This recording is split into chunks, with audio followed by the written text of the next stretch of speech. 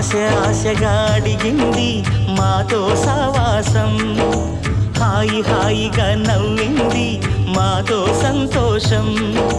మధురమైన మమకారం మా ఇంటి పేరు అంటే, మనసు మీటు అనురాగం మా మాట తీరు అంటే, బతుకంటే ఎంత బాగుంటుందా అనుకోదా లోకం.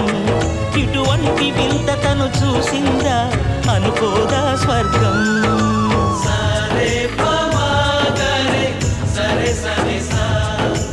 ఆశగా అడిగింది మాతో సావాసం, హాయిగా నవ్వింది మాతో సంతోషం.